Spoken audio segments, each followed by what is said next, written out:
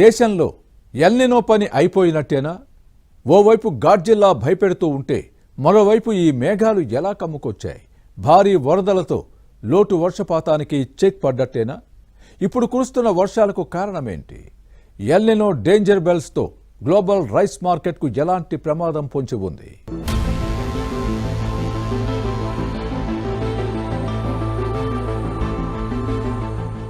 గత కొద్ది రోజులుగా ప్రపంచవ్యాప్తంగా ఎల్నినో గురించి తీవ్ర చర్చ జరుగుతోంది.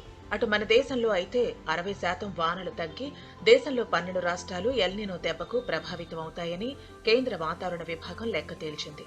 పొదుపు చేసుకోకపోతే పరిస్థితి అదుపు తప్పి కరువు ముంచుకొస్తుందని కేంద్రం సైతం అలర్ట్ చేసింది. ఈ క్రమంలోనే ఈ ఏడాది ఎల్నినో ప్రభావం భారత రుతుపవనాలపై తీవ్రంగా ఉంటుందని వాతావరణ నిపుణులు అంచనా వేశారు. బలమైన ఎల్నినో కారణంగా భారత్లో వర్షాలు విపరీతంగా తగ్గిపోతాయన్న అంచనాలు వేశారు.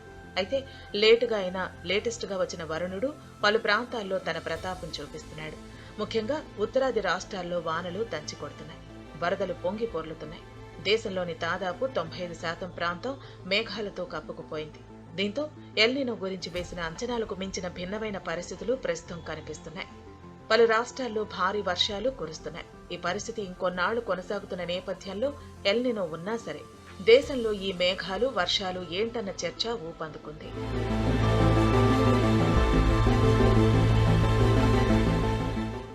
నిజానికి గతంతో పోల్చితే ప్రస్తుత ఎల్నినో అంచనాలు మరింత మెరుగ్గా అందుతున్నాయి.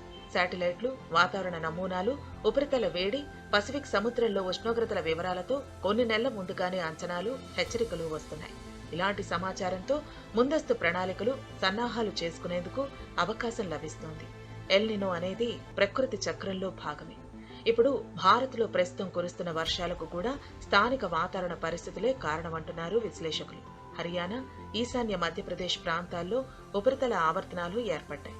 బంగాళాఖాతం నుంచి అరేబియా సముద్రం వరకు తేమతో కూడిన ద్రోణి కొనసాగుతోంది. దీంతో 2 సముద్రాల నుంచి భారీగా తేమ దేశ భూభాగంలోకి చేరుతోంది. ఈ తేమ, గాలి కలయికతో మేఘాలు ఏర్పడి వర్షాలు కురుస్తున్నాయంటున్నారు నిపుణులు. వేల కిలోమీటర్ల దూరంలో ఉన్న ఎల్నినో ఈ స్థానిక పరిస్థితులను పూర్తిగా అడ్డుకోలేకపోతున్న కారణంగానే ఇటీవల కొంతకాలం ఉత్తర దిశగా వెళ్లిన రుతుపవన ద్రోణి తిరిగి సాధారణ స్థితికి చేరుకుంది. బంగాళాఖాతం నుంచి తేమ సరఫరా పెరగటంతో వర్షాలు మళ్లీ ఊపందుకున్నాయి. పశ్చిమ బెంగాల్, హిమాచల్ ప్రదేశ్, ఉత్తరాఖండ్, గుజరాత్ వంటి రాష్ట్రాల్లో భారీ నుంచి అతి భారీ వర్షాలు నమోదయ్యాయి. రానున్న రోజుల్లోనూ పలు ప్రాంతాల్లో వర్షాలు కొనసాగే అవకాశం ఉందని వాతావరణ శాఖ అంచనా వేస్తోంది.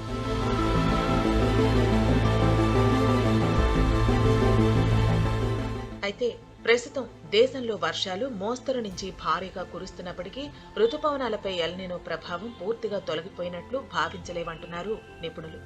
1-2 వారాల వర్షం మొత్తం సీజన్ పరిస్థితిని నిర్ణయించలేవంటున్నారు. రుతుపవనాల మొత్తం గమనాన్ని తెలుసుకోవాలంటే రాబోయే నెలల్లో వర్షపాతం ఎలా ఉంటుందన్నదే కీలకమని తేల్చి చెబుతున్నారు. ఈ క్రమంలోనే అంతర్జాతీయ మార్కెట్లో రానున్న రోజుల్లో బియ్యం ధరలు అకస్మాత్తుగా ఎగబాకే ప్రమాదం ఉందని ప్రొఫెసర్ జయశంకర్ తెలంగాణ వ్యవసాయ విశ్వవిద్యాలయం హెచ్చరించింది.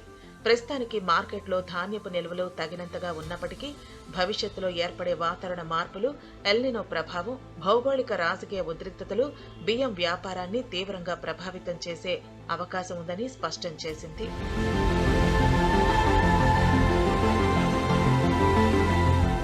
ప్రపంచ బియ్యం మార్కెట్ను స్థిరీకరించడంలో భారత్ది అత్యంత కీలక పాత్ర.